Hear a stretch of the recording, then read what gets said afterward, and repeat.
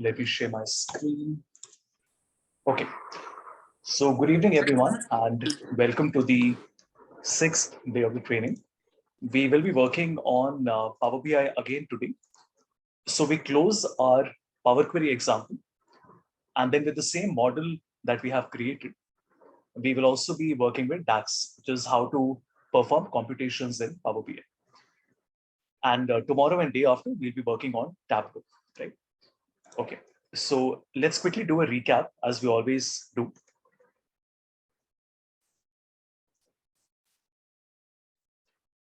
So XIMP, and let's come to Power BI and 31st. This must be the one.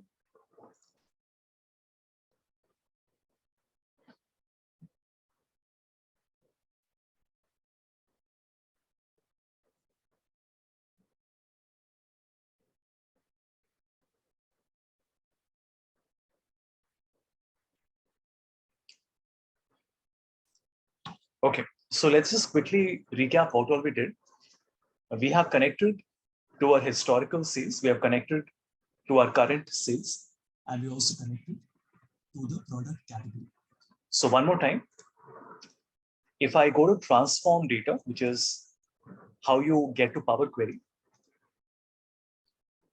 you will see that there are four tables that we have here. One is for historical. That would be 11, 12, and 13, as you can see. The other one is current, which is only 2014. And then we appended both of these by going to append and selecting append queries as new. And that gave us a new table called fact underscore sales.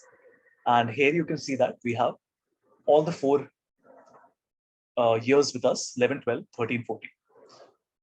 Which means that if any change happens to the file, the existing file, you remove one or you add a new file, you just have to click on refresh, either in Power Query or even in Power BI, same thing. So you don't have to come to Power Query to refresh it. You can refresh it directly from Power BI as well. And the moment you click on refresh, it just takes a few seconds for the data to get refreshed. I hope all of you also remember that in the current folder, we had some issues with the file.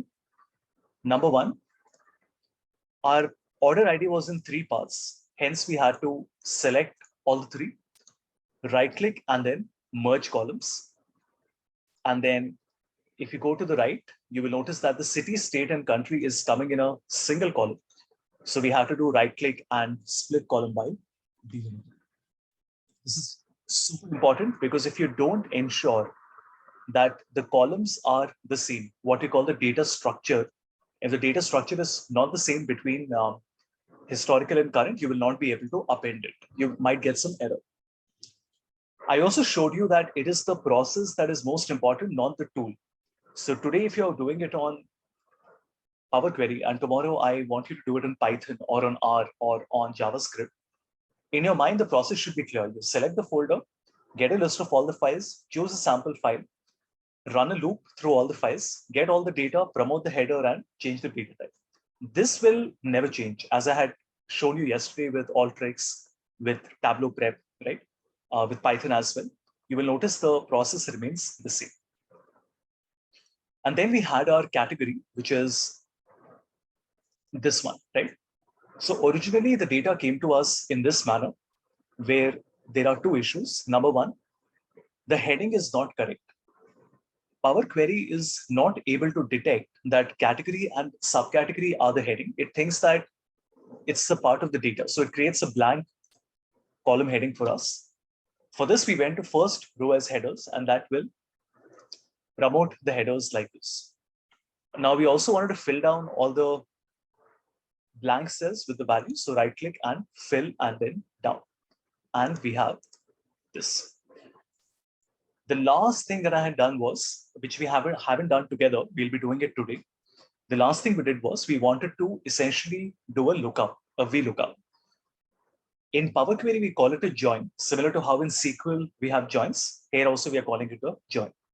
A join is nothing but combining 2 tables. For example, if I say that there are 10 details about a customer in one file, but the Okay, let's do it this way. The employee details are in one file, but the manager names are given in a different file. How do you combine both of them? That is called a merge. So why did we have to capitalize each word where I went and said that I want to transform into capitalize each word? Because Power Query is very rigid.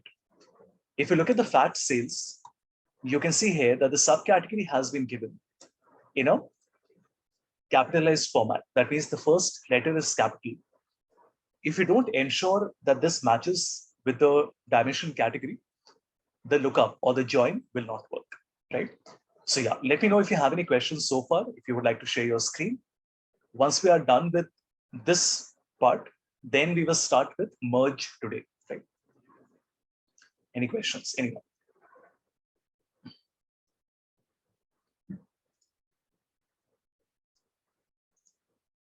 I had also shown you what to do when the files are not the same. The column is different, the order is different, the spelling is different. You have two rows, hidden sheet, protected workbook. All of that is available on my YouTube playlist. There's a 1-hour video that covers different situations that you might have to handle.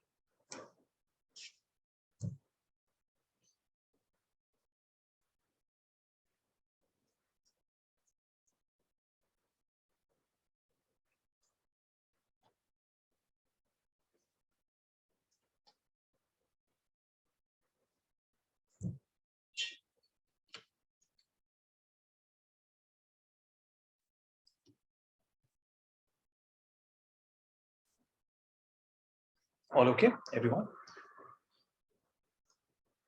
Perfect. So we will go to fact sales. And what I want to do is a merge.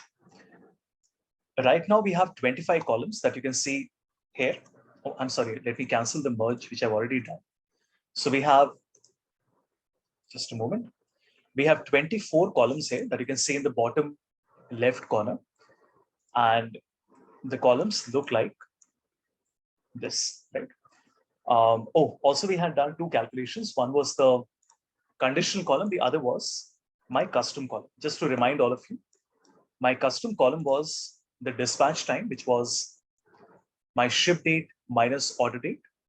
How did we do that? We went to add column and custom column, and we wrote this formula, which is like this: ship date minus order date. Then we also converted this into a whole number, and we also added a conditional column, which was like this. Where we said that in add column, conditional column, we wanted to create 4 categories of order priority: low, medium, high, and critical.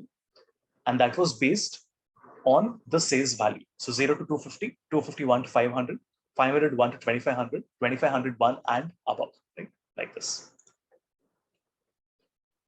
Yeah, so we have 24 columns with us. Now we need to pull a 25th column, which is going to be the category.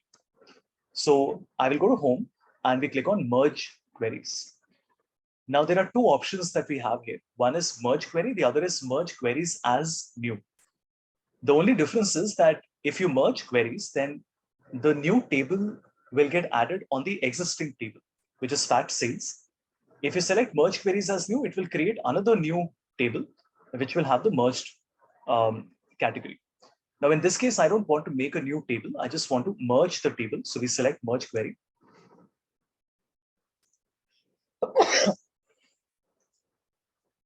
So we select merge query. Now we have to select the 2 tables. Sales is the master table. That is where we want to pull one more column. So what we're doing is, I'm selecting the subcategory column just by clicking on it. And in the case of my dimension category, I'm clicking on the subcategory. If one of them was in uppercase, the other was not in uppercase, it would not have worked.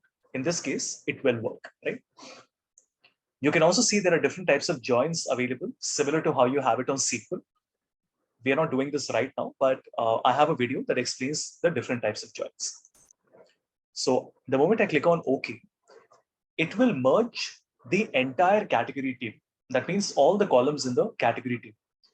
Now you might say, but why is it merging the entire table? We only wanted the category, but that is not how it works. It will merge the entire table. Now you can click on the expand button and decide what you want or what you don't want. For example, let me deselect everything. I just want my category because we already have the subcategory, right? So we don't need to repeat it one more time. Click on OK, and you have your category, right? So any questions on this? Anyone?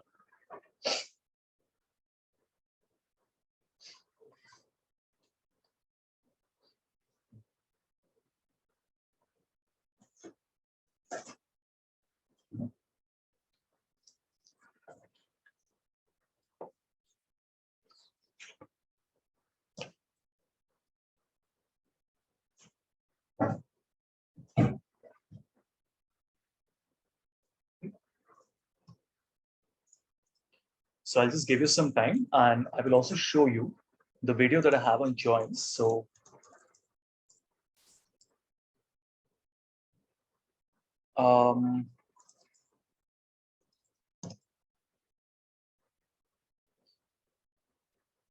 okay, I don't know if I can find it like this, but hold on. So these and Power BI, and we have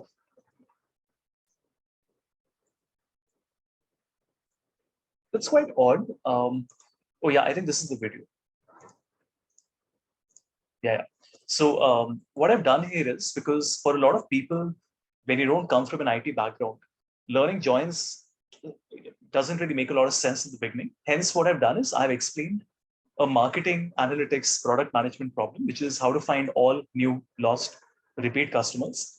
And I've done it using VLOOKUP and joins at the same time. So I've taken the same example, right? So before and after campaign, and we want to see this. So let me just go ahead in the video, and you can see that first I've explained using lookups. These are quite advanced lookups, by the way. If you all remember in the Excel workshop, we had done this example on the dispatch time, that how many of these orders have been dispatched. So it's similar to that. So this is all on Excel that I've calculated. And as we go on, right, I've also explained this on Power BI, right? So these are the customers before campaign. These are the customers after campaign. And I've shown you how different types of joins can be used to get different results, right? So it's quite a detailed, long video. It's not that I've explained it in a hurry. I haven't just told you where to click and what to do, but also why we are doing it, right? So make sure to have a look at it in case you have never worked with joins before.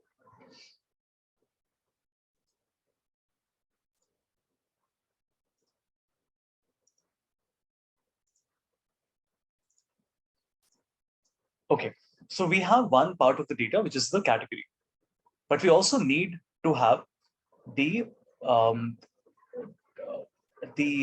discount percentage, right? For that, we will close and apply, and I will load my next Excel file. We are not going to do the people because it's just a repetition, but we'll focus on this last example in Power BI.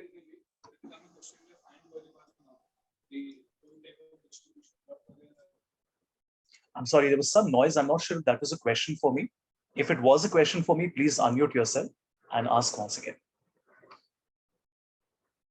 All right, so I'm selecting an Excel workbook, and I will go to my desktop, select XIM, Power BI, model, and we will select discount. Okay.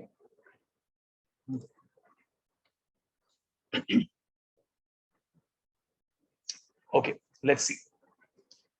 In the discount file, immediately you will notice that there's quite a lot that is not correct. The first three rows should not be there. The fourth row should actually become the heading, which is order priority, 1 day, 2 day, 3 days, 4 days. The last row should not be there. And this data should be in a tabular format. Right now, it is in a pivoted format, right? I'd also told all of you to read about pivot. I hope you did that. So if I load it, it doesn't make sense because this data is not correct, right? So I ideally should be transforming it so that it directly takes me to Power Query. But it doesn't matter. Even if you load it and you later realize, oh, I made a mistake, I should not have loaded it, I should have taken it to Power Query, you can always go to transform data and open up the Power Query window. First thing we always do is to change the name. So I'm going to call it dim discount, everyone. So please do it with me, all the steps. So we call it dim underscore discount.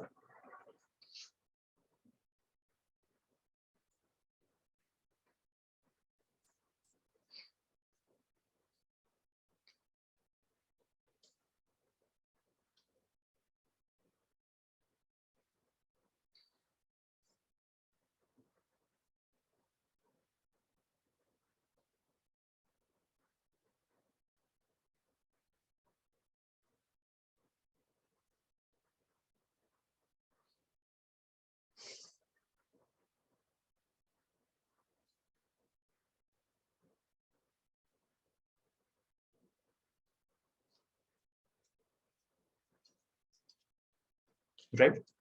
And we want to remove the first 3 rows. Now, unlike Excel, where I can just select the rows and delete it, I can't do that here. The right click doesn't even work on the rows.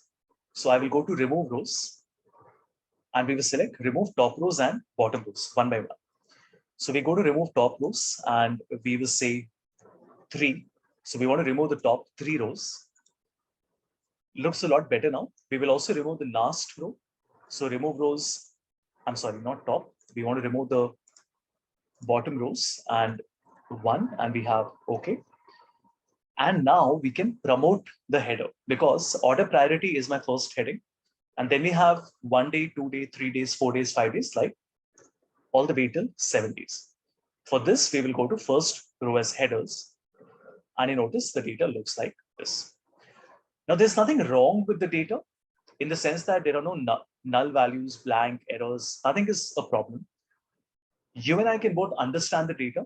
For example, I know that a high order priority at 5 days gets a 10% discount.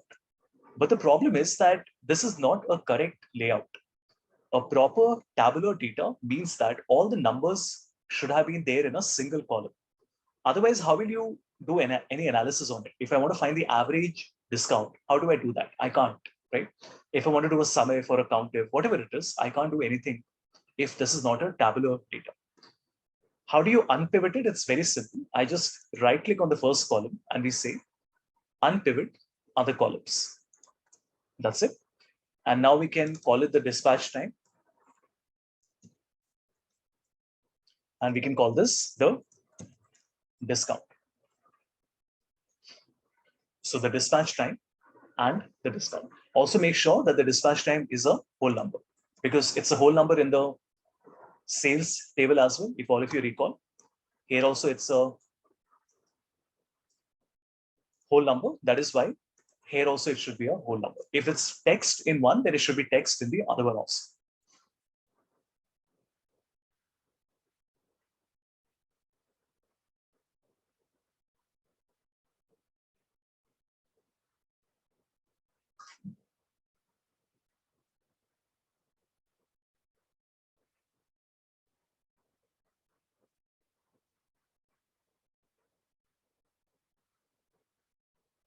Right?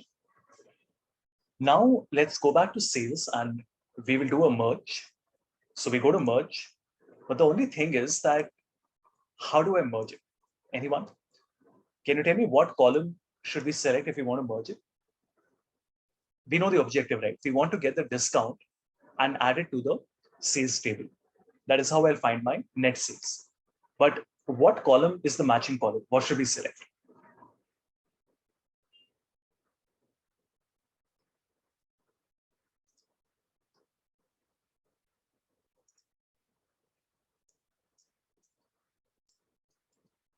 Anyone, if you would like to guess, what column should we be selecting?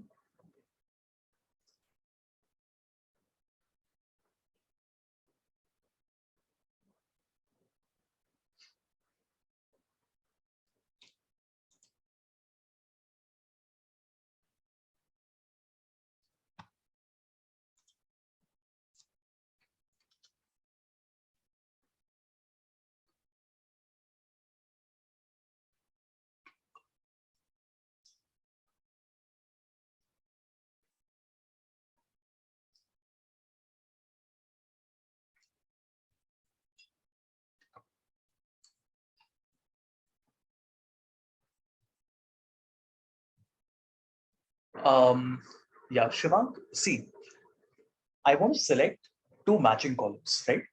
So for example, if I say that my order priority and order priority is selected, this is not correct. You know why? Because my high order priority does not have one unique discount. My order priority has multiple discounts. Let me give you an example. Okay. Just hear me out. If you buy a car and I ask you what is the tax that you have to pay, you can't tell me a number, right? Why not?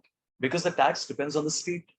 So if I buy a car in Noida, or I buy one in Delhi, or if I buy one in Chennai, the tax is going to be different, right? Again, if I ask you what is the tax that is paid on a car in Delhi, again, you can't tell me because there are different types of cars and different cars have different taxes. But the moment I say that, what is the tax for, let's say, a Creta in Delhi, then you know that it's a unique combination, isn't it? One more time, if I say what is the tax for a Creta in Delhi, you can tell me. But if I say what is the tax for Creta, it's a partial question. It's not a complete question. Similarly, if I say what is the tax in Delhi for a car, you can't tell me because you need to ask me which is the car you're talking about, correct?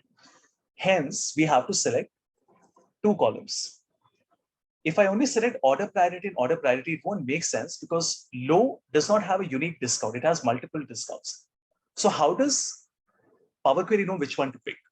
So what I'm doing is I'm clicking on order priority. I will press control and I will click on dispatch time. Do you see there are two numbers that come here? We get a 1 and a 2. We will do the same thing below as well. I will click on order priority, press control and click on dispatch time. Once again, notice we have a 1 and a 2, the same order we are getting here, a 1 and a 2. Now, if I ask you too high, that means high order priority, 2 days. What is the discount? You can clearly tell me that a high order priority and a 2-day discount, for example, a high order priority and a 2-day discount should be 0%, right?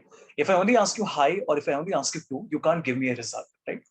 That is why this is called a multi-column merge or a join. So we are clicking on discount and we are selecting order priority, dispatch time. Here as well, we are selecting order priority and dispatch time. Once we have done this and I click on OK, the merge happens. But as always, the merge is not just giving me what we want, which is discount. It is merging the entire table, but we don't want that. So we would like to deselect everything and only select discount, which is what we wanted. And okay.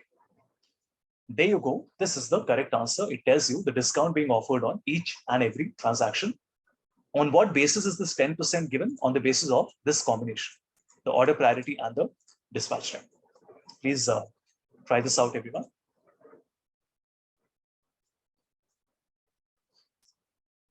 Just give me 10 seconds. I'll just get my phone.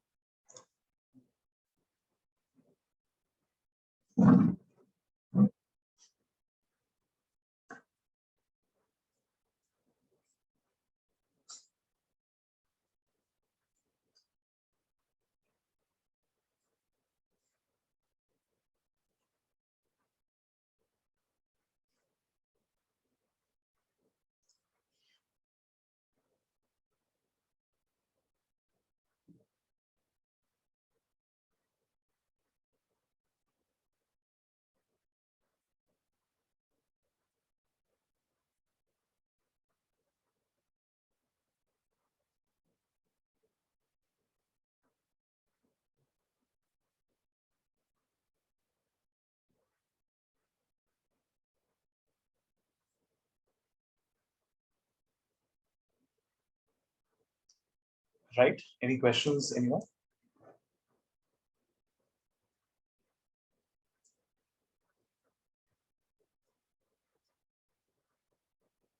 I'm not sure why my phone is not charging. Anyway, I'll figure that out later. Yeah, so Anvesh, good observation. You notice that there are a few null values in the discount column. Is that expected? Let's look at it. Please watch. Now, as per the company, we have given different slabs, right?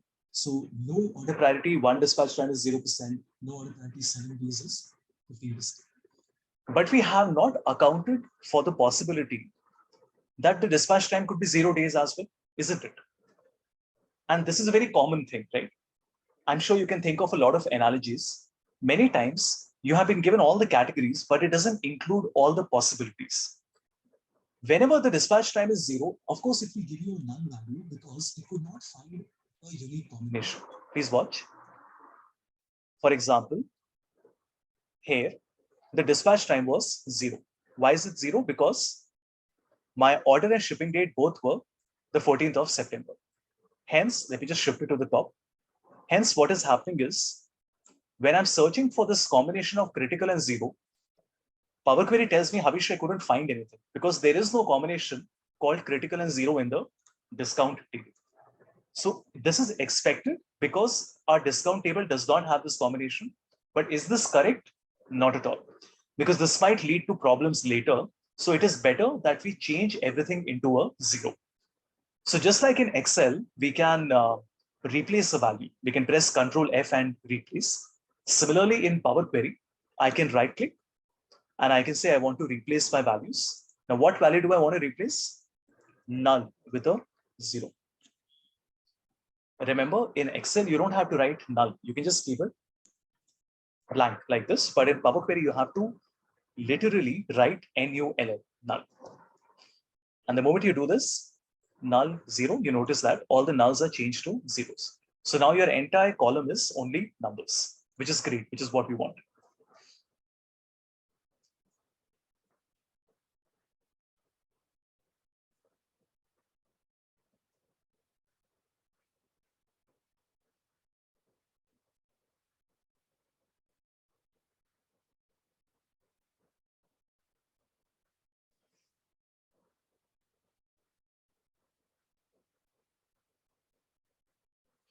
And the final thing that we want to do is to get our profit, which we don't have right now. So I can just go to Add column and we ask the question first. Understood? Perfect. Let's go to add column and custom column, everybody. And it's very simple. I will say that my profit is equal to what? My profit is equal to my sales, okay, multiplied by 1 minus discount, which means that if the discount is, let's say, 15% and my sales is 200, then my discount will be 30 and my sales will be 170, my net sales, right? So sales multiplied by 1 minus discount minus my COGS, which is cost of goods sold, and that should give us our profit.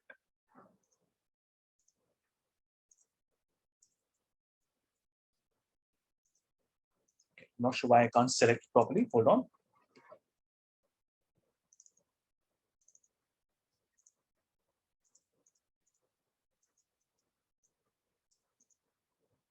Hold on, something has gone wrong. Let me just try to fix it. 1 second.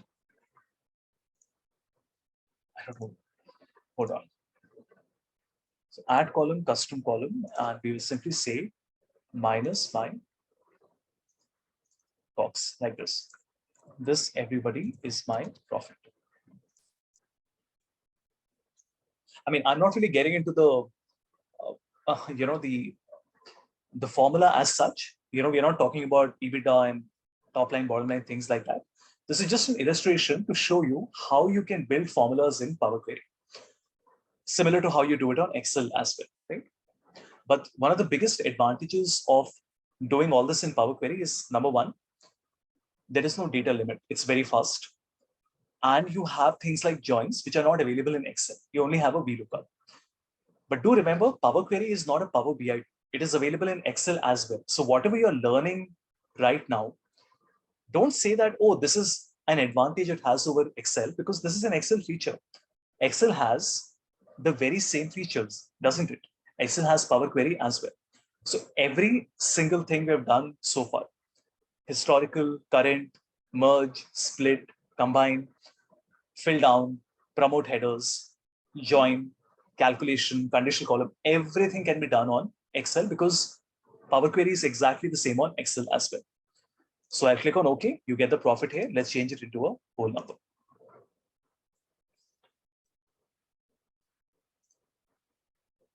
That completes our Power Query example. Obviously, there's a lot more to it. There are more than 900 features available in Power Query. We have only done about maybe 15, 20 of them. But there is a course on Power Query that is given to you already on Teachable. Plus, there's a lot you can learn online as well. So you have to learn a lot, right? You can't learn. This is not the sort of a thing you can learn in one day. I've been doing it for 5+ years now. It's a fantastic tool and a very, very powerful data cleaning tool.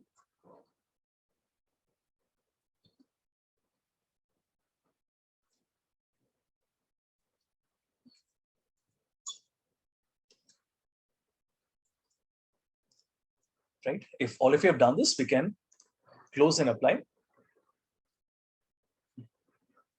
And now you notice we get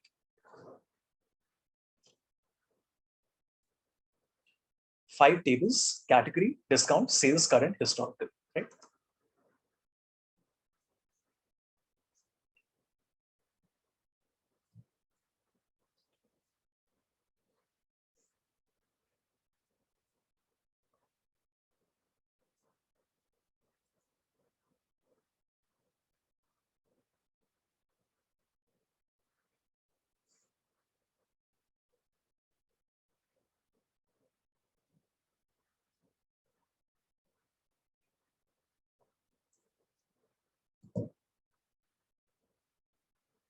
Right.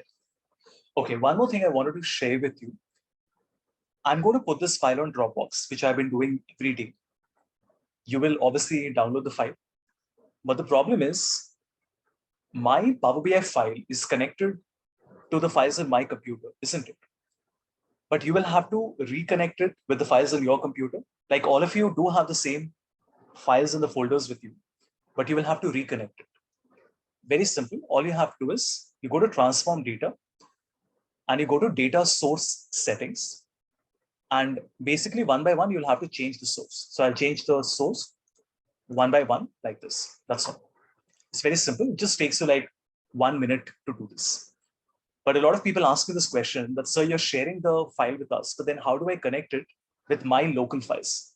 You don't have to go to Power Query to do it at all. You can just select the file, go to change source, and just reconnect it with the file that is there on your computer, right? Transform data and data source settings.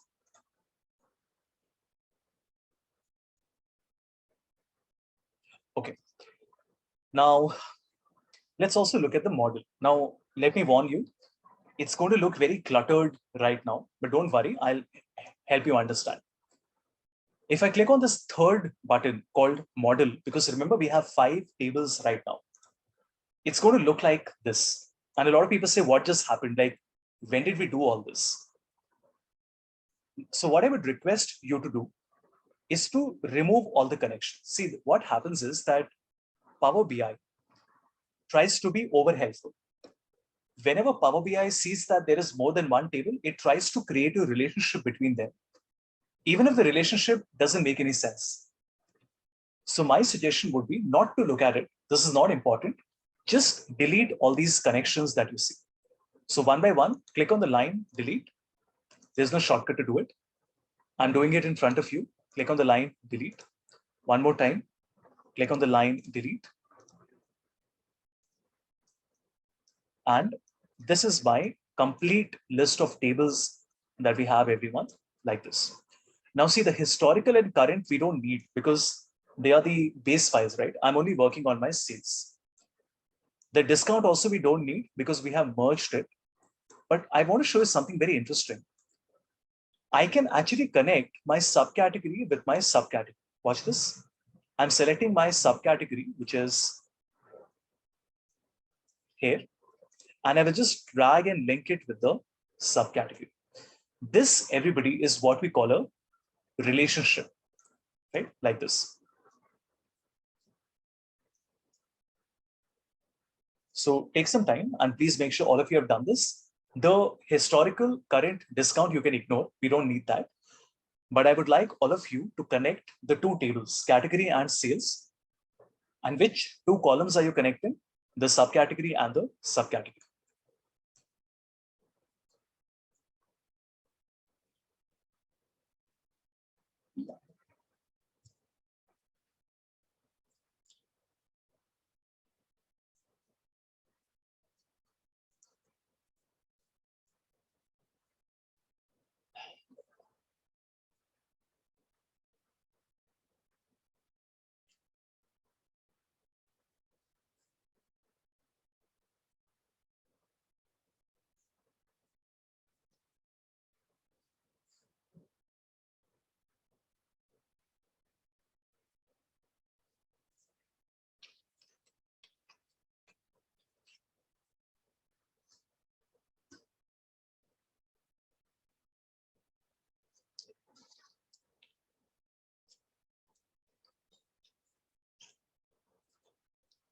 right? Okay, now the question obviously will be, so why are we even doing it? I would like you to see something. In my report, I'm going to make a pie chart. I'm going to select my sales from the sales table, right? And I'm also going to select my category from the category table. But this is very odd, right? How are you able to create a chart? Because the columns are coming from different places. If you notice, look very carefully. My category is coming from the, okay, let me just restart my Epic Pen. One moment.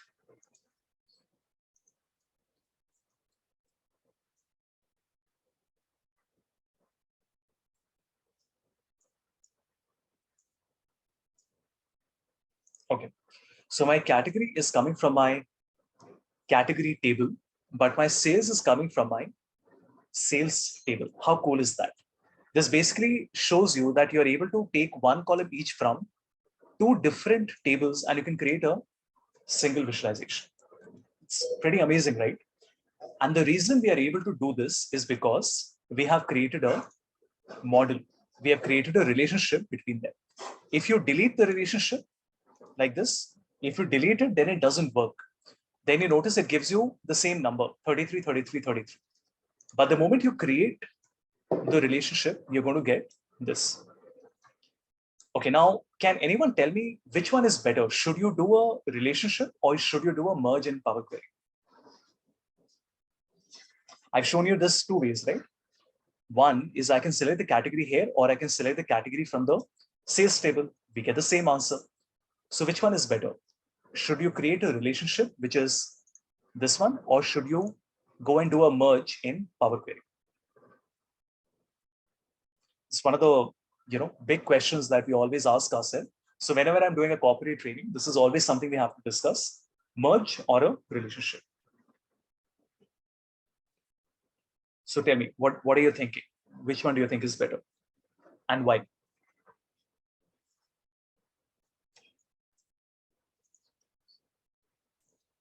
Okay, all right. See, first things first. There is no perfect answer, right? It really depends upon the situation.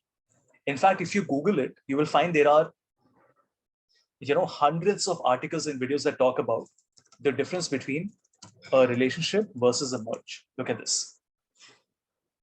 Do you see this, everyone? There are hundreds of videos and articles talking about when to use a merge, when to use a relationship. But let me tell you from my angle. The advantage of doing the relationship is that it is more optimized. Because when you're doing this, when you're creating a link, we don't have to do the merge. That means we don't have to go to Power Query. We have to click on a button, then we have to select the column. Nothing. We are just virtually connecting two tables by creating a line between them. So from a performance optimization point of view, this is fantastic. And we always recommend that this is the most optimized, the fastest way of working with large, complex data sets. But there is a catch. When you do this, you will notice that when I do this, when I create the relationship, I'm not actually getting my category in the sales table, which means that if a user wants to see all the data in one file, like a client might say, Havish, don't tell me there is a connection. Just show me all the columns in a single file. I can't do that because some of my data is in one, some of my data is in a different file. So it really depends upon the use case. If you are working with a lot of DAX, then this makes sense to be able to do this. If you don't want to use DAX and you're a more beginner user, it makes sense to use Power Query. Not to say that merge is not important. There are a lot of options that you have in merge. For example, I can't connect the sales and discount with a relationship. Can somebody tell me why? Why, just like I have done it here, why can't I connect my discount with my sales table?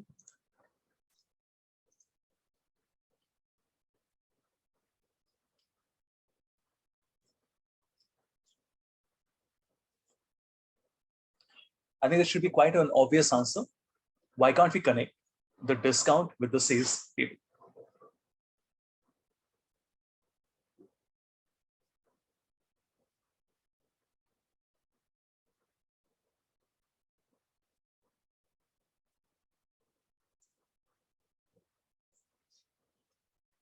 because you can only link one column with another column. But the problem is that in the case of the discount and the sales, which one do I connect? Because if I connect my order priority with my order priority, look what happens. It tells me that I can't do that. It says there is no relationship between them because the order priority low is coming multiple times in both the tables. Same thing with the dispatch time. I can't do that because if I connect it with the dispatch time, you get the same error saying that it's a incorrect relationship.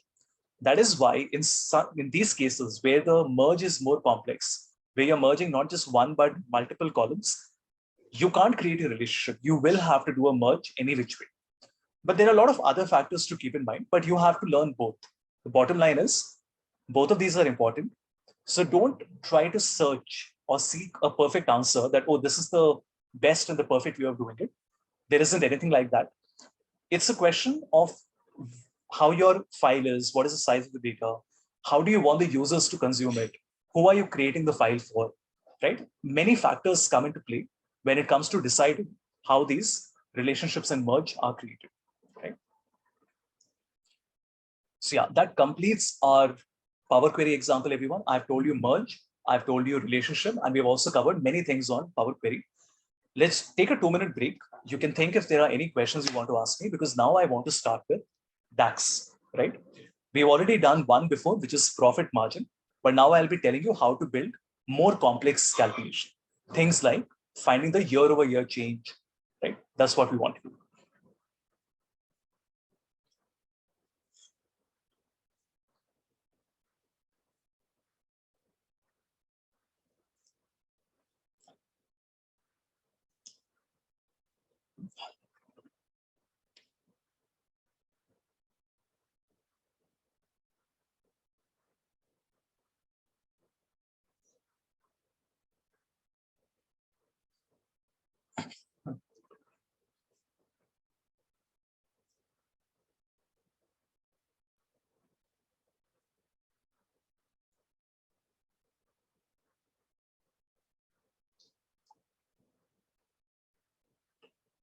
Right? Any questions, anyone?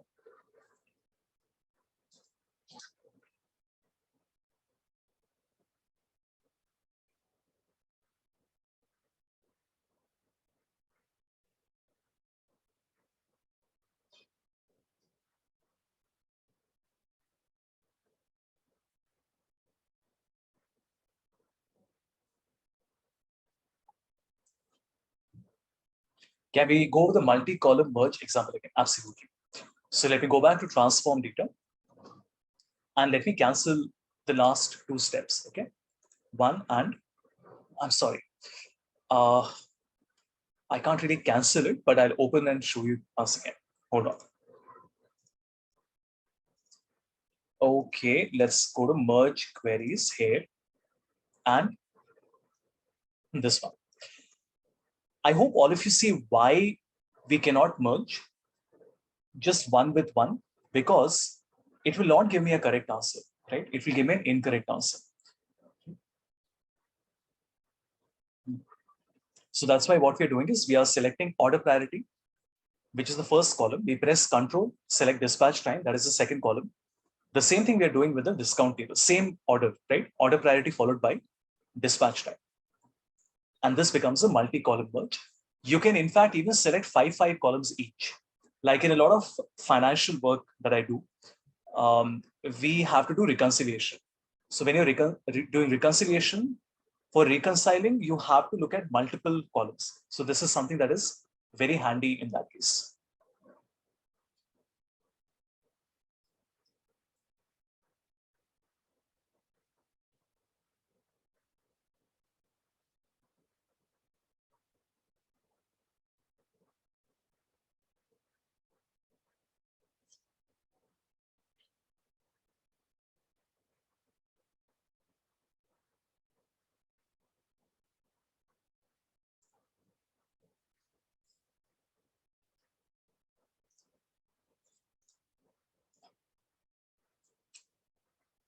So the best way for all of you to go back and revise what all we have done, because you will have to revise it, right? the best way to do that is to just go through all the steps one by one and just get a sense of what's happening. Like, what is the first step? We combined two tables. What is the second step? We added a column, which is ship date minus order date. Then we changed the type because we wanted it to be a whole number. Then we added a conditional column. We changed the type again. Then we did a merge. From the merge, we only wanted the category. Then again, we did another merge. From this, we wanted the discount. Then we did a replace, which means we replaced the null with a 0. Then we added a custom column, which is for my profit, and we changed it to a whole number. Don't ignore it. On the contrary, you should be very curious and you should always keep an eye on the formula bar, because that is an excellent way for all of you to learn Power Query as well, right? And trust me, Power Query is so advanced. You can go really deep into it. So just to show you something, there is a trainer called Helen Wall. She has a lot of courses on LinkedIn. She's of course a Power BI expert. She just posted something, I think earlier today. I would like to show it to you. One moment. Check this out. I also haven't tried it so far. Look what she posted earlier today. She said, I love Power Query, and I especially like how it helps us quickly set up an API connection. So an application programming interface. So look what she's doing now. She's actually able to go to an API query. She's running an API query. I'm not going to explain what API is. You guys can Google it. But basically, that is how you interface with different systems, right? So you have put in a URL, and from the URL, look at the dataset ID, and this is all Power Query. How cool is that? Like, this is the sort of stuff that only an IT person could do before. Like, I would need to know, let's say, JavaScript or Python for this.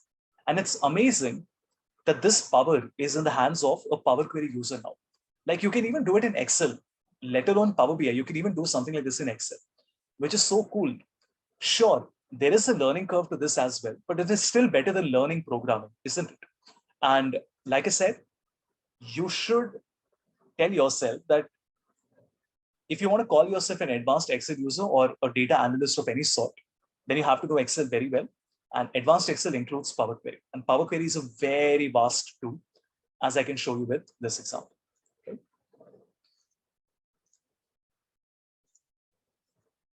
Yeah, I mean, I just saw this in the morning, so I thought I'll share this with you.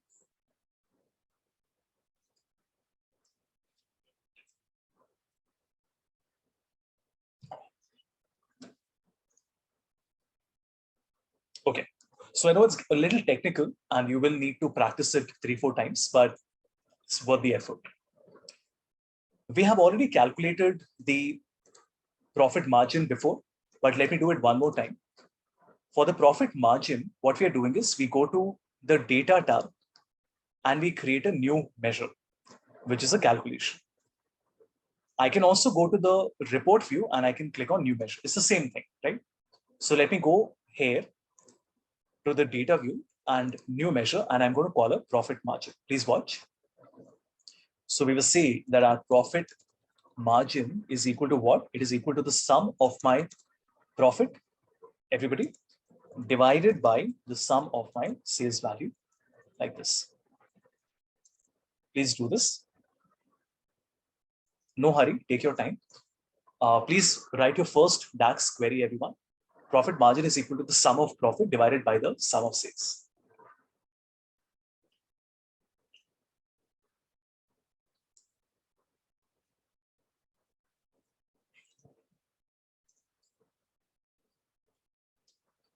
For this, we went to the data view and we clicked on new measure, right?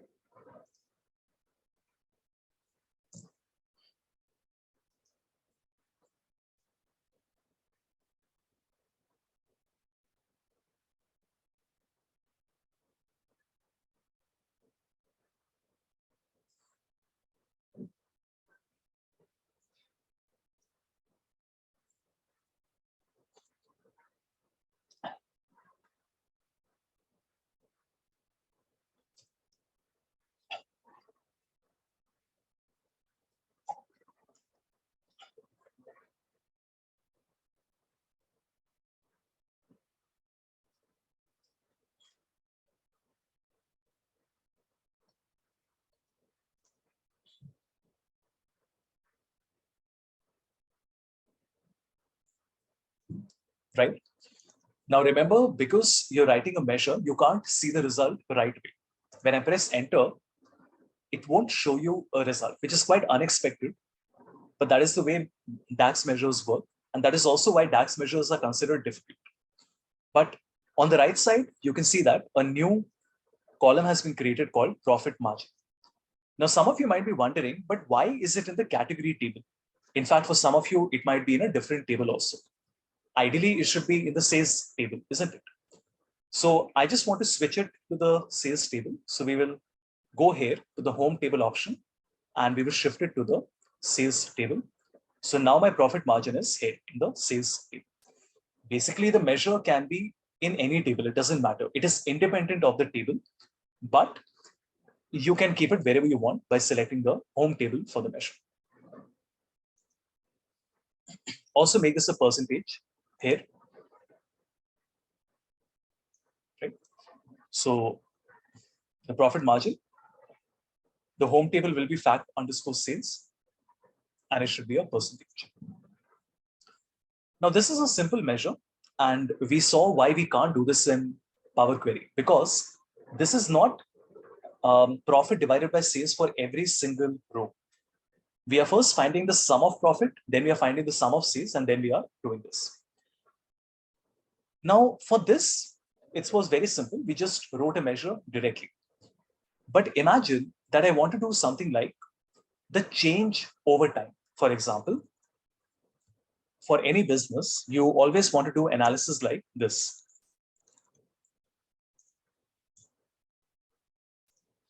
Let's say we are looking at, hold on.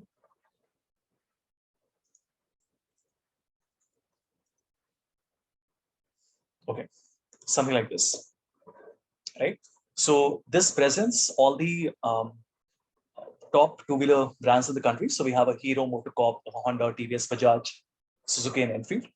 Tells us how much we have done in the current month, which is February 2022, how much we did in the previous year, same month, what we call the same period last year, which is 484, and the difference. So we've actually sold, they have sold 1.5 lakh units lesser than the previous year.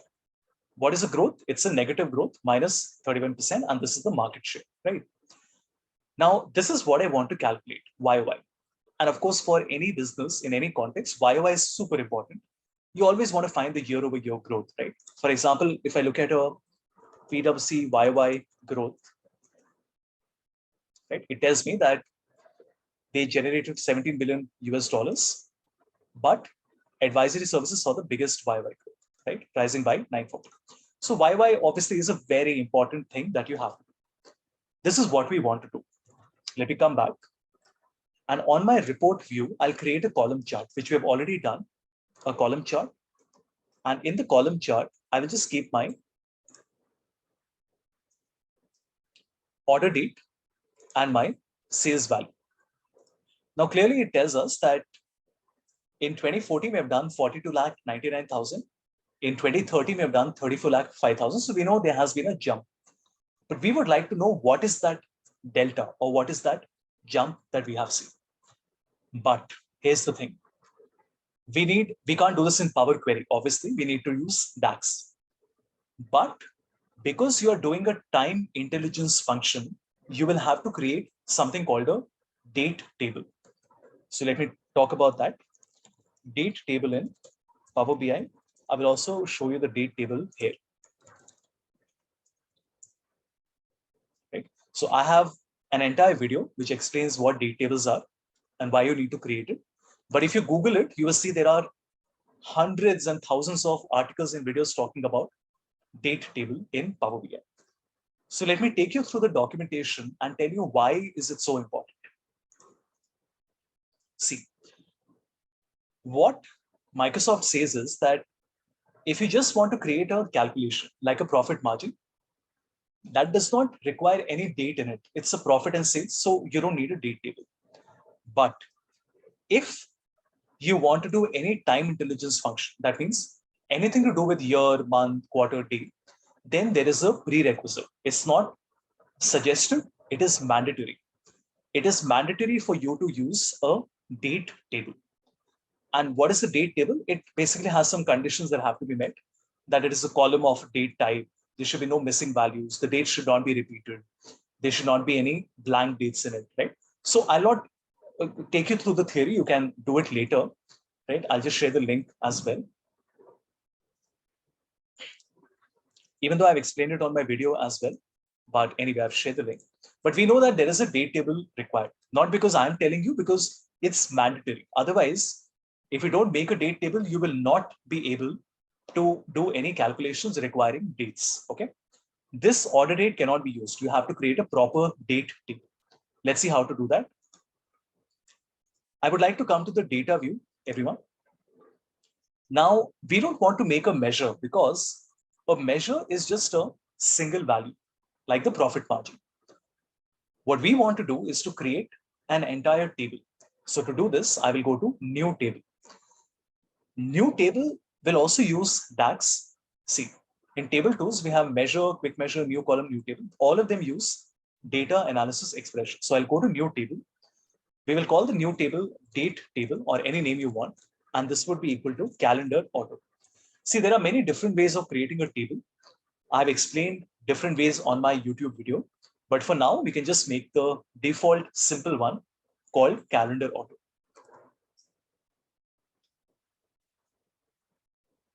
Everyone, calendar auto.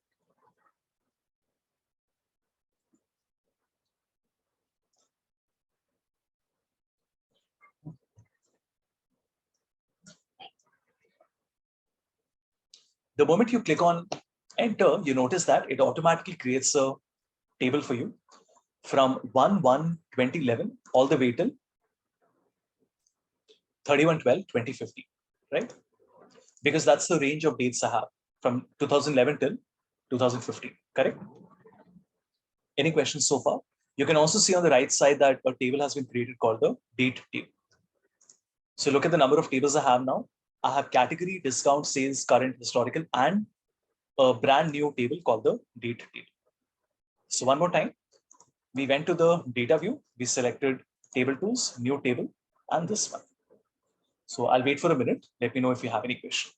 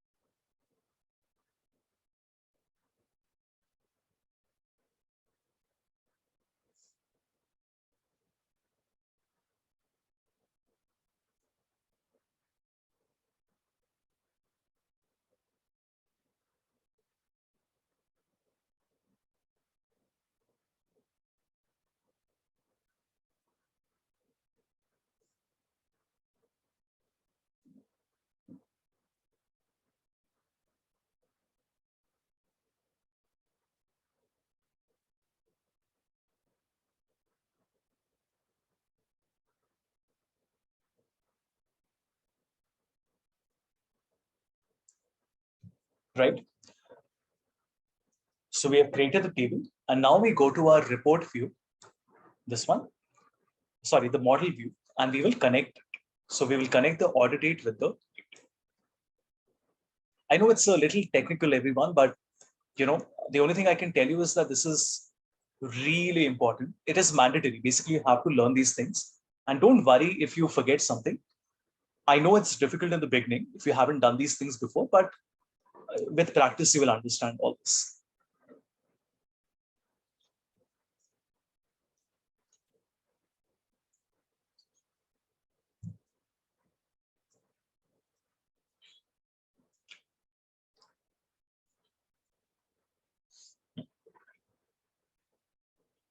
Right? So we have connected our date with the order date.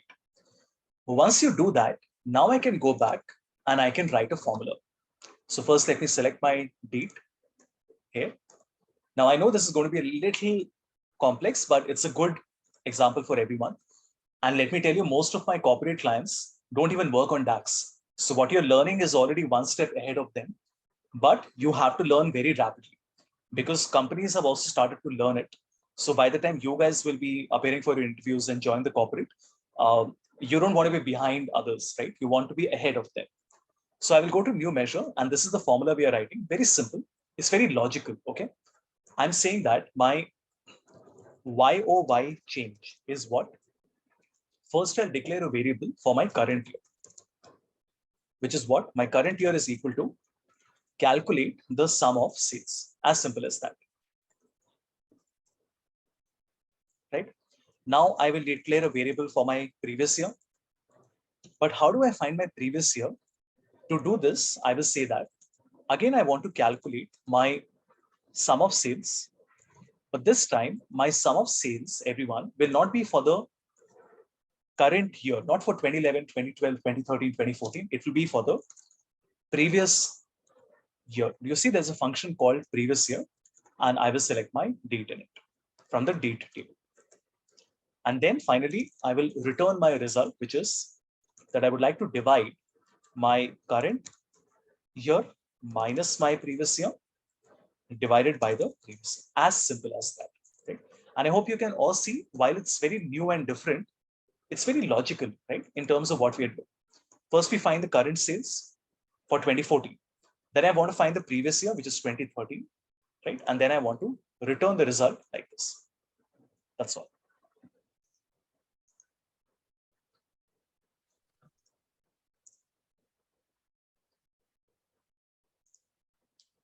First, let me just show you that it is working. Then I'll give you time to copy it. Let me put this in the tooltips. So if I put my YY change in the tooltips and I change it to a percentage, check this out. How cool is that?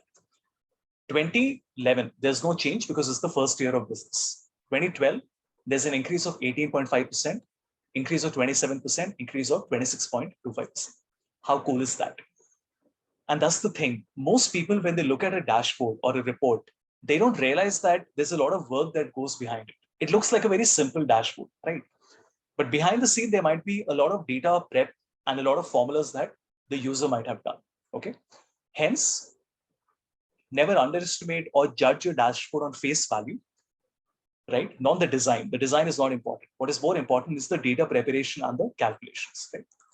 So I'm not putting it on the chat window because I want all of you to try and type it yourself. If you face an error, that's good. That way you will understand. But please try this out. Do this, ask your questions, and then we'll take a small break.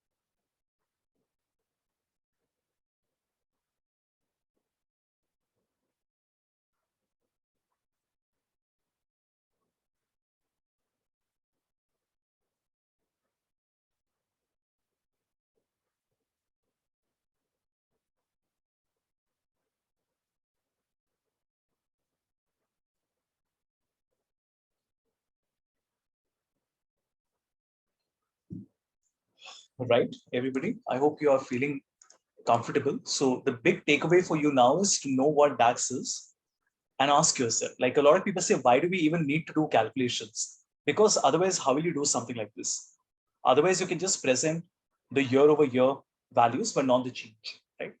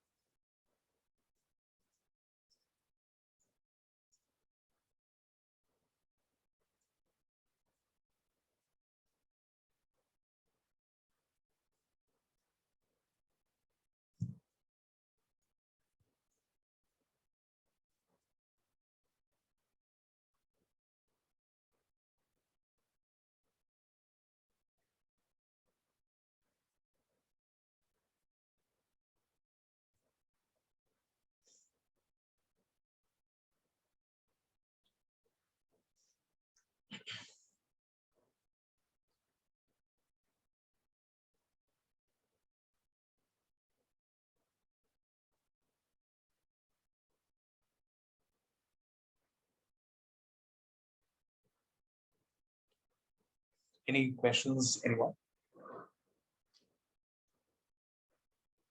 So the date table is not an option. It is mandatory.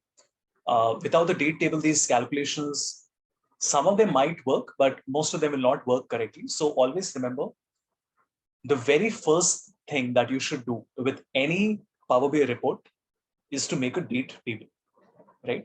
Even if you feel you don't need it right now, maybe later you might need it, right? So always make a date table.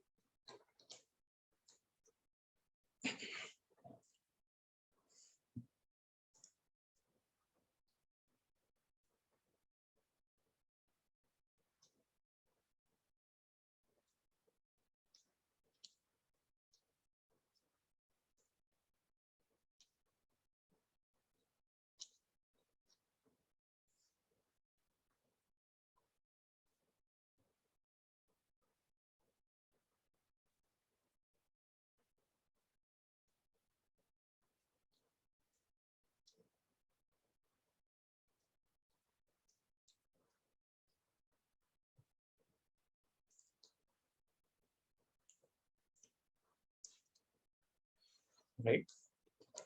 And if anybody says, why do we have two different things? Why do we have Power Query and why do we have DAX? Power Query is an ETL tool. It helps you prepare the raw data. For example, if you need a column, you want to merge two tables, you want to append two tables, you want to delete certain rows, unpivot, find and replace. That is why you need Power Query. But after the data has been prepared, and then you are expected to do calculations on it for your business insights, that is where DAX comes into play. Now, what makes it more confusing is the fact that certain things you can do in both, right? So just to show you, remember we had done the dispatch time, which was shift date minus order date. Now, if you notice, even in DAX, I can go to table tools, I can create a new column, and I can say that, why don't we just write that my dispatch time, please watch, my dispatch time DAX is equal to my ship date minus my order date. It's the same thing. We had done the same thing in Power Query as well, isn't it? Now you notice that it also creates a new column here called the dispatch time. So now the obvious question you will have is, let me just convert this into a number. Hold on.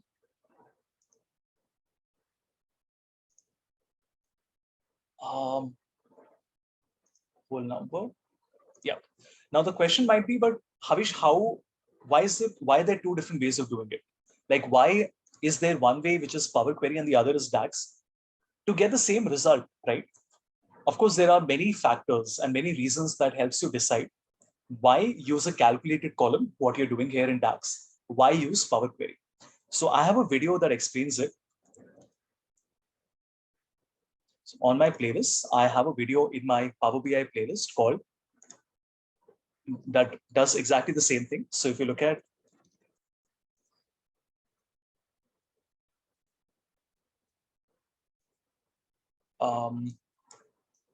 okay, 1 second. Yeah, this one.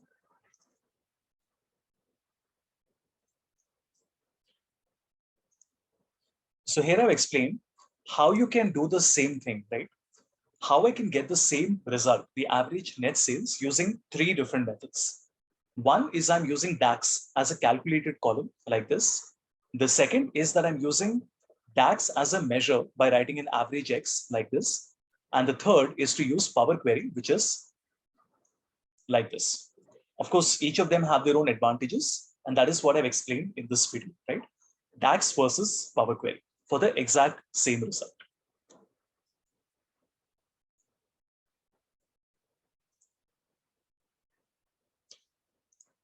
Right? Perfect. Any questions, anyone?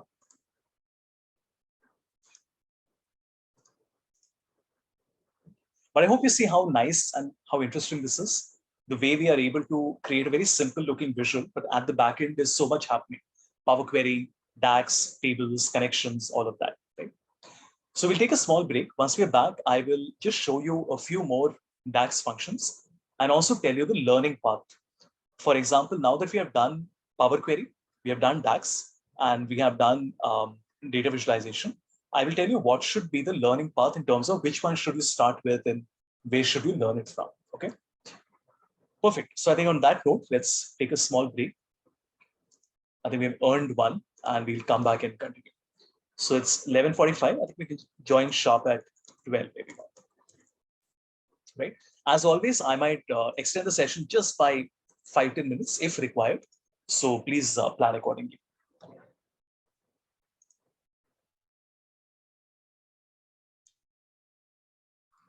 All right. So welcome back, everyone. Let's quickly recap what we have done. Because we are doing a calculation that is requiring date and time, we will have to create a date table. This is not an option. This is mandatory. So I select the data view. We go to table tools and we select new table. The table that I've created is like this. It's a date table equal to calendar order. This is obviously the most simple table that you can create, but there are other variations on this as well, right? To give you an example, the one that I personally use is something like this. So the one I personally use is something like this, which creates a date table where I can control the minimum and the maximum date. And in addition to the date, I also have the calendar year, the month name, and the month number. And there are many, many different ways of creating the date table. In fact, there are templates available for the date table as well. So if you Google templates for date table, you notice there are templates available as well, as you can see. And these are like 1500 line formulas that have given the entire date table on it.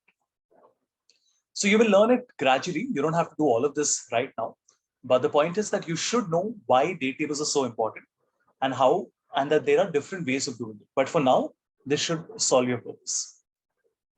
Once I made the date table, we will have to connect it with the original fact table that we have. For that, we went to the model and we created a relationship like this between the date and the order date. As you can see, there's a relationship like this. Once we have done that, now we can select our date from the date table in the x-axis. Then we can select our sales from the sales table in the y-axis. And the calculation that we are writing is new measure. And we wrote this formula, which is YY change. Let me shift it to the sales table as well. Okay.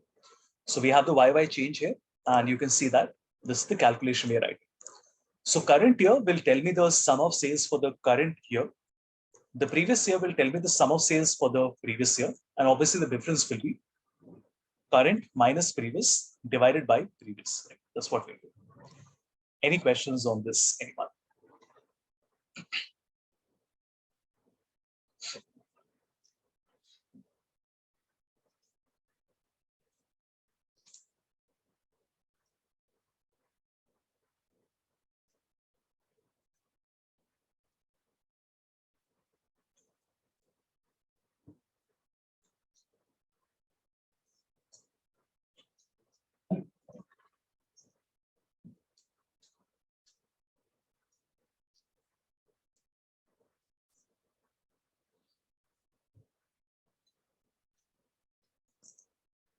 Any question on this, anyone?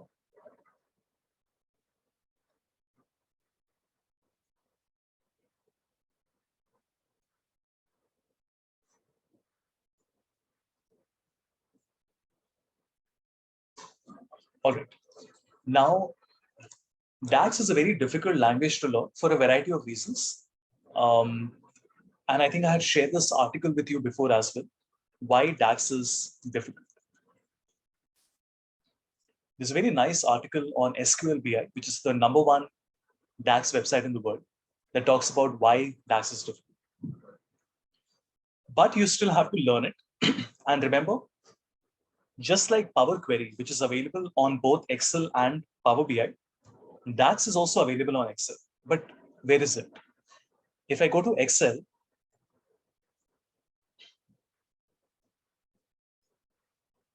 you will notice that I have a tab called Power Pivot.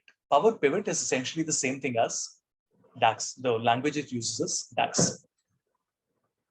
Power Pivot has been there in Excel for a very long time. It's been there for more than 10 years, even before Power BI was launched. So just like in the case of Power Query, people are very surprised and they say, oh my God, this is so amazing that we have Power Query on Excel. And I tell them that Power Query was never a Power BI feature. It was originally introduced for Excel. Similarly, DAX is not a feature or a language created for Power BI. It was created for Excel, and then it was copied across to Power BI as well. So really appreciate what Excel is. Excel is not just about writing formulas and creating charts. It's a lot. It's a lot of content that is there in Excel. It's just that we don't know about these components. Why don't you see the Power Pivot option? Because it is hidden by default. Just like the developer tab, which is meant for developers, Power Pivot is meant for people with some level of knowledge of IT and business intelligence. So the regular person will not know what Power Pivot is. That is why it has been hidden from the user. But if I go to File, I go to Options, then I select Add-ins, I will select Form Add-ins, and I click on Go. What will happen is, it will allow me to select Power Pivot. So basically, Power Pivot is already there on your computer on Windows, but it has not been enabled because, like I said, most users will not have the capability of working on it. They might have the need, but they might not have the capability working on it. But otherwise, same things: measure, manage, relationship, everything is there the same way it works on Power BI. Okay. Okay. Now, what about the learning path? I would suggest that you go to dax.guide, which is the unofficial guide to DAX. It's by SQL BI only. And here they have given all the categories of functions that are there. And you can just basically go through them one by one and start reading about it. One other approach would be to just search for top DAX functions and just read about the top 10, 15, 20 functions that are used most commonly. Again, you will see there's a lot of content available on it. If you guys want to learn systematically, of course, you can learn it from my teachable course, which is on DAX. But if you want something more detailed, then you can go to Kerbal. These links are all there on Lucidchart, which I've already shared with you. And on Kerbal, there is a playlist called DAX Fridays. By the way, this is how I learned DAX when I started. Check this out. So there's a playlist by Kerbal, right? And there are like 229 videos in it. So there's a lot of content, right? And this is absolutely fantastic. If you notice, her name is Ruth, she still updates it, right? And everything and anything related to DAX has been explained here, right? She uploads these, I think, every Friday or something like that. But yeah, DAX Friday, so I'm assuming every Friday. She's been doing it since 2016. And you can see this is how I learned DAX when I started, right? Yes, it will require a lot of time because each one of these videos is 8, 9, 5, 11 minutes. Plus, you will have to watch the video a few times. You might want to practice, but it's worth the time and effort. And I would strongly encourage all of you to learn both Power Query and DAX as much as possible, right? It will really help you in your career. Even if you're not in data, even the regular MBA will now have to work with DAX and Power Query, okay? The link is already there on Lucidchart, so I'm not resharing it. But you can note it down if you want, DAX Fridays. Of course, there are lots of other websites and channels. So there's something called SQL BI, which I've already shown you. They have videos on DAX. Then we have Guy in a Cube. They also have videos on everything related to Power BI. And they have over, I think, 700 videos on their channel, right? So there are lots of good websites and playlists. Basically, just start. The point is, don't worry too much about where to go and where to start. Just start, right? You can't watch everything in one day, but start somewhere and then make sure that every day you're watching like 5, 10, 15 videos.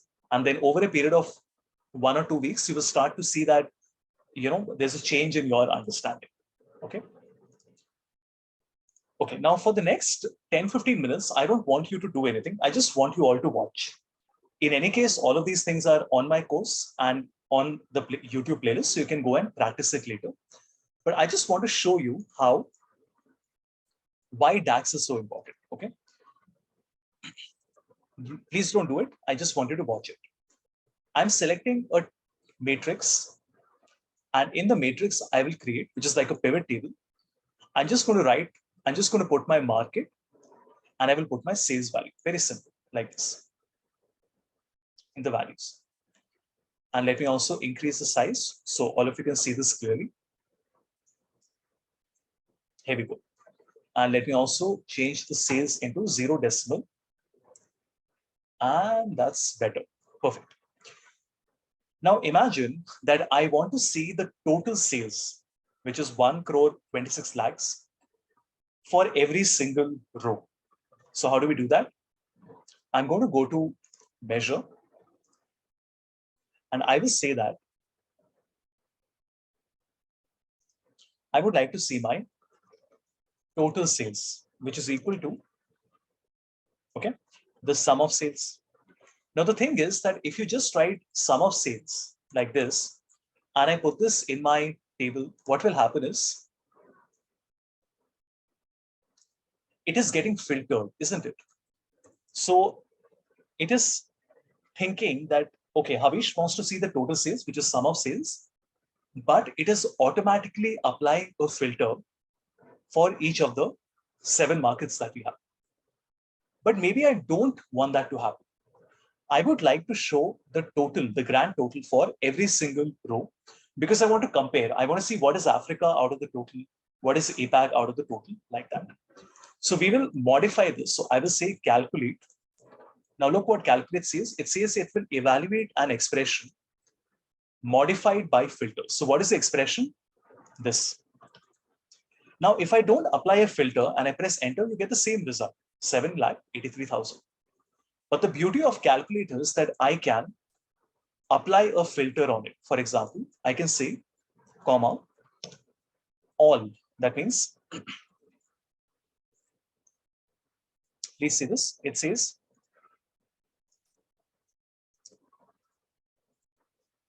how do I show it to you? Just a moment.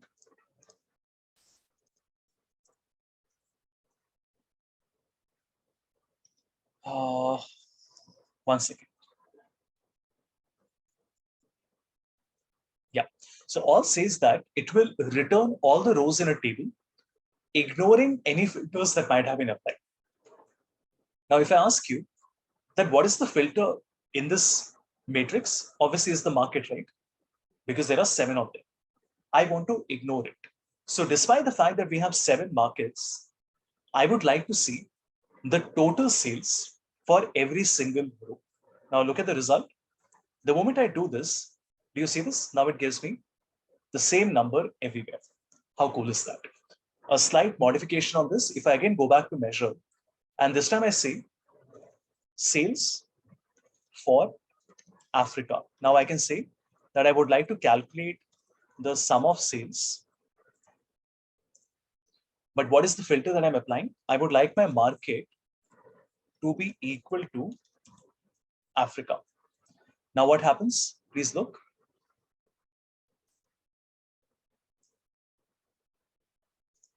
Just a minute.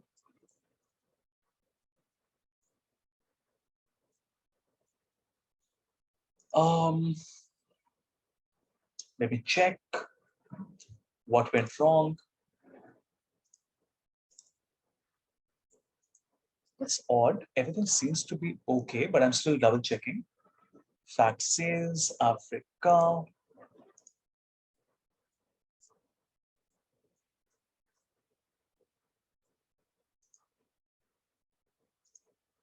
Yeah, I'm sorry, I closed 2 parentheses, but now you can see the value for Africa is coming in every single row. Again, you might say, but why are we even doing it? See, think of the possibilities, right? When you're building simulations and models, you want to control the way these numbers appear. And the way you can do that In Excel is very simple. You can just put a value, copy it, paste special, drag it down. But you don't get that level of flexibility in Power BI, right? In Power BI, whenever you want to do something, you have to do it using DAX. So I'm just telling you how you can control the way it appears. Another modification would be if I just copy it and I will say sales for Africa only, right? Please watch. I will say sales for Africa only. Now look at the difference. Now I will say that I want to apply a filter function, right, on my fact sales table with Africa. Now see the slight difference in the result. Now it will only show me only Africa like this. Again, I know I'm doing this in a hurry, but the point is now you at least know, okay, this is what is DAX. DAX is A, going to help us do calculations like profit margin. B, it will help us do calculations like YOY, running total, change from previous month, things like that. And finally, DAX can also help us control the way the values appear in our table or a visualization. For example, look at this. This is the filtered sales. This is the total sales. This is sales for Africa repeated. This is sales for Africa only. So all the others are shown as a blank. Right? So the three most important functions in DAX are calculate, filter, and all. That really should be the first thing that you start working with. But they are very, very detailed. Okay. So don't expect to learn it in one day. I'm still learning it, right? There's so much to it. But I have to get you started. I have created a playlist called Quick Look at Calculate, Filter, and All. And I've explained it step by step. So if you notice, I've explained it step by step as to how and why this is so important. So as you can see, right? First, I've explained it in Excel because, I feel people understand it better that way.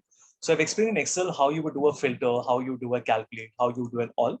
And then I've done the same thing in Power BI as well. Okay. Okay, let me go back and you can see these are the DAX measures we have created. We created total sales, which is all. YY change we've already done. Profit margin is this, profit by sales. Sales for Africa is this, and sales for Africa only is with a filter function. Yeah. So any questions, anyone? I mean, not on the function per se, but generally in terms of do you understand what we're doing and how it is similar and dissimilar to working on Excel? And remember, all of this can be done on Excel as well if you use Power Pivot.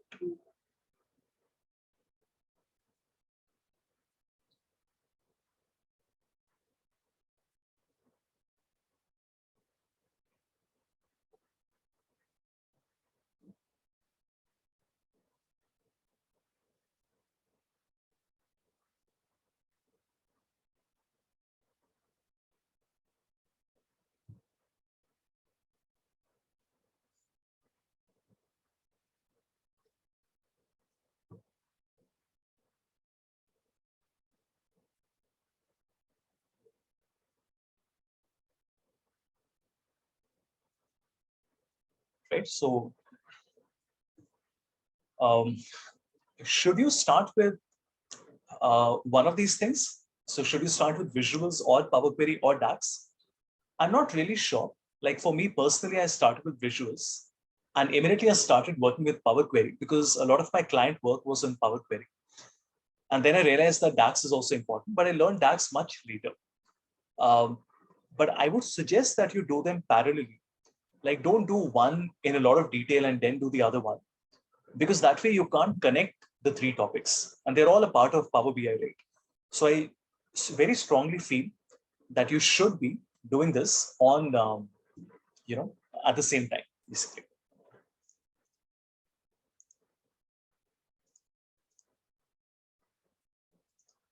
Okay. Now, if you have all signed in using your college account, remember you can't use Gmail. You can only use your college account or a corporate account. In addition to the charts that are inbuilt, we also have something called the app source, which is a store where you can download even more visualizations. It's very simple, so I don't want you to do it, but you can just watch. I will go to the app source and you can see there are more than 300 different visualizations available. Please watch. And I'm going to select something called the donut chart, which is this one, the advanced donut visual. How do I download it? I'll just click on it and I will select add, as simple as that. It takes about 5 seconds. And once it gets imported, you should see it here below the existing visualizations. How does it work? Very simple. In the donut, what I can do is I can put 3 levels. So I can put market, my category, and my subcategory. And I will also keep my sales value. Now, how is it different from a regular donut chart? Because look how cool this is. You don't see the drill down button. Let me make it a little larger. So you will not see the drill down button, everyone.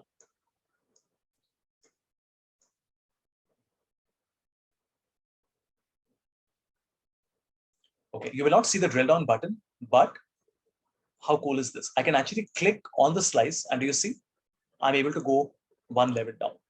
How amazing is that? Looks beautiful, doesn't it?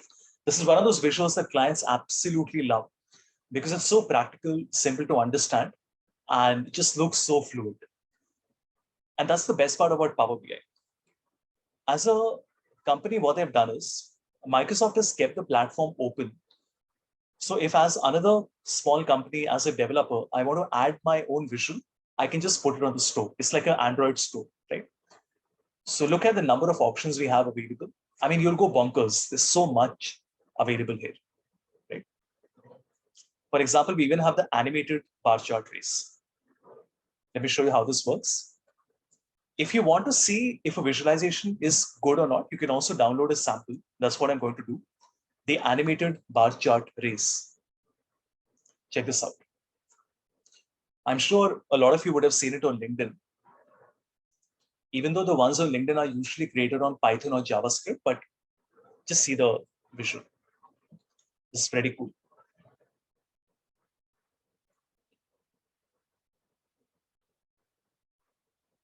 Okay. I mean, tell me, is that awesome or what?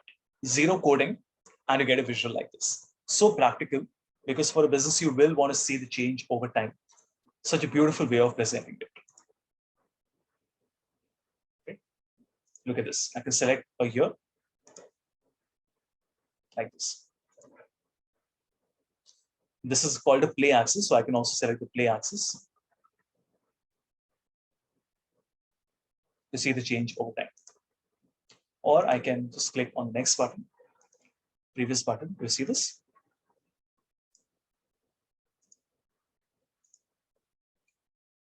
So that's the point. I mean, there's so much variety available. But the only thing is that there's also a learning curve. Since they are not all made by Microsoft, you will really have to, like some of these are very simple, but some of them will need a learning curve, but you should definitely have a look at it. Now, there are visuals that are basically allowing you to replicate almost an Excel file inside Power BI. So there is something called the Info River, very new. Okay, it's called Info River. Please watch. It's made by an Indian team. So if I download the sample, look at this. This is absolutely fantastic. Check this out. Of course, it's a paid visual, so there are, plans that you can buy. But let me just show you this.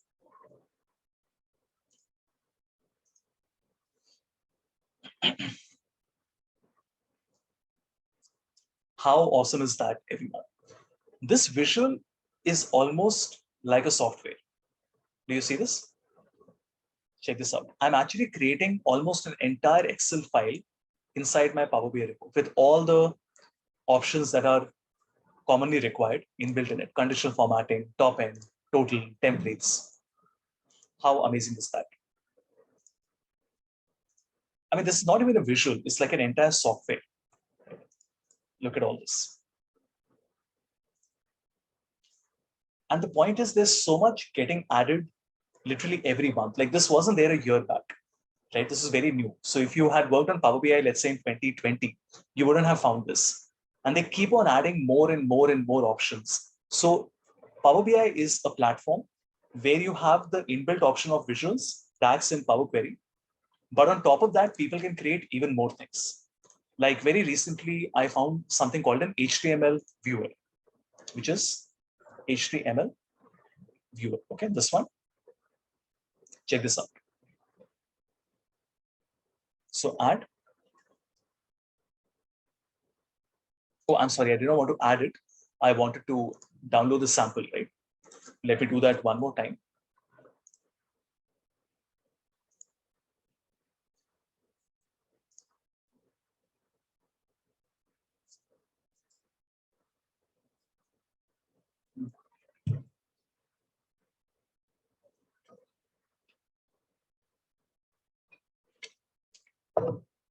Please see this, everyone. I mean, I dare you not to be impressed. Check this out. How awesome is that? Do you see all these effects that have been created? I mean, just look at this. How brilliant is that? And these have all been created on Power BI. But the cool part is that all of this that you see, this has been done using a combination of DAX and HTML and CSS. So if you look at the measure, let me show you one of these. Let's say we are on this part, okay? The order shipped delivered. Look at my measure here. Check this out. This is actually a combination of DAX along with HTML and CSS. Now, does this mean all of you have to learn HTML and CSS now and you learn how to design websites? Not really, because that way you can't do everything. Power BI also has R, it also has Python, it also has JavaScript, it also has HTML, CSS. Nobody can be an expert at everything, right? But this is, I'm just showing you what all is there so that you are aware. Will this be relevant to you? Will you actually go ahead and do it? I don't know. I personally don't work on it. But for a different reason, I'm also learning HTML, CSS, and JS for my own reason. So maybe at some point I will be able to do these type of things, right? But I hope you see how cool this is. The ability of integrating HTML, CSS with, you know, a DAX measure. Check this out.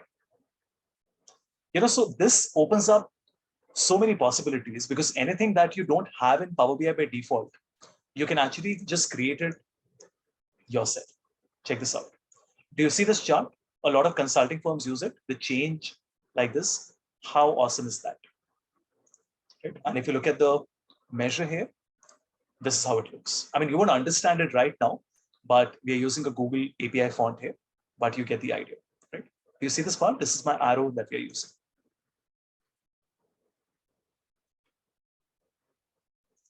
So yeah, I hope I'm not confusing all of you. The reason I did not want to show all of this to you on the first day of the training is because I wanted you to first learn the basics. Visuals, Power Query, DAX. But you should know that now people have moved to a different stage. Somebody like me, I'm learning advanced DAX. I'm learning HTML, CSS. I'm learning JavaScript, all of that, right?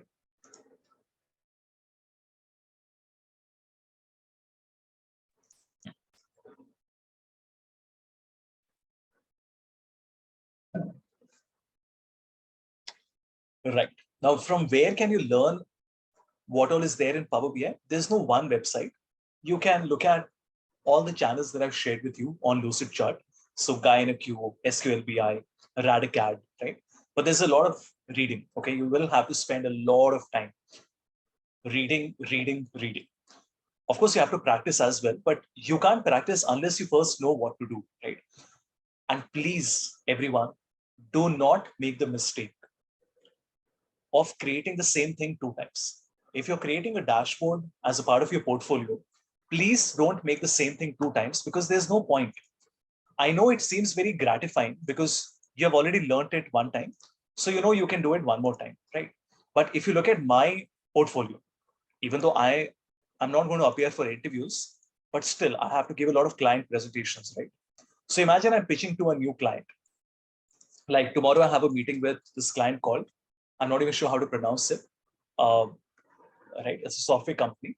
And I have a meeting with them at sometime tomorrow, I think 4:30 or something. 4:30, right? So I have a meeting with them first time. Now, obviously, when I have a meeting with them, I will be presenting to them my work, right? My portfolio, my dashboards. So I'll quickly take them over to my website and I will tell them, see, these are the type of dashboards I've created. But if you look, every single dashboard, everyone that we have is different. Not even a single dashboard will be repeated. Check this out. Not even a single one is repeated. Because there's no point in making the same thing twice. So please make sure that once you've made one dashboard and you've learned it, you've used a few formulas, you've done the Power Query, you've used the color and the design, please try to do something different. There is no point in trying to do the same thing over and over again. Right? If you've learned it one time properly, give yourself a challenge and try to do something different. Right? So yeah, that's what I wanted to share with you. So that completes our Power BI training. I hope all of you are feeling comfortable. And yeah, so if you have any questions, please let me know.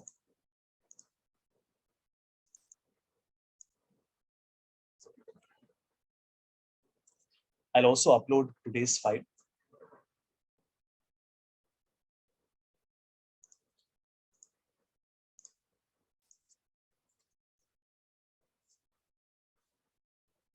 So training and XIM files. And I'm sorry, where was I putting all the files? So Power BI. That's odd.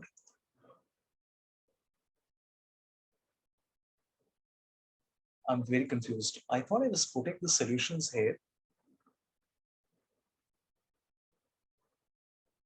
Or did I not do that? Wait a second.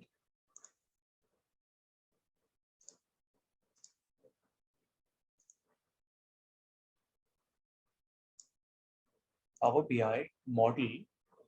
No, it's not here. That's quite odd. I seem to have made some mistake.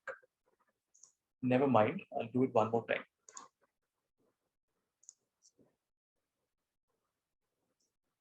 So create folder, solutions in Power BI, right? And upload files. And on our desktop, we have, oh, I'm sorry, I was putting it on Teachable. My mistake. Yeah, that's why we can't find it here, because all of this is on Teachable. Correct. Solutions Power BI, let me remove it. My bad. Yes, anything, anyone.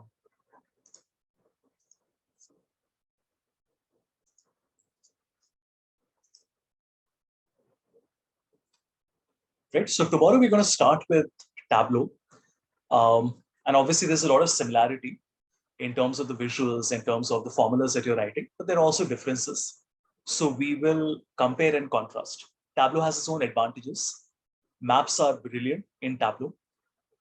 The visuals are much more customizable in Tableau, but Tableau does not have a store like Power BI. So while Tableau is very, very customizable, everything you do, you have to do yourself. You will have to write the formula. You will have to create the visuals. In Power BI, you have a ready-made list of 300 visuals available. Like the animated bar chart trace, if you want to do that on Tableau, it's not available. You will have to create it. That is what makes Tableau much more flexible, but also very difficult to work on. But from a visual point of view, Tableau visuals are brilliant. Power BI looks very simple looking. Tableau is absolutely brilliant. It's like a design application. Also, in terms of ETL, Tableau uses something called Tableau Prep. In Power BI, we use Power Query. Power BI has DAX, but Tableau also has its own calculation called LOD, level of detail expressions. So more or less all the basic things you can do. Also, Power BI can connect to R and Python. Tableau can do that as well. Right? So on that front, there is very little difference between the two.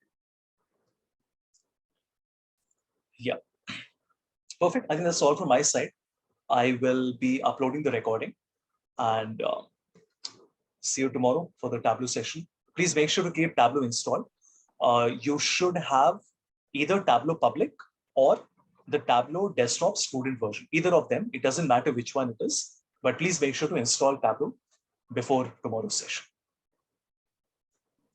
Thank you, sir. Thank you, everyone.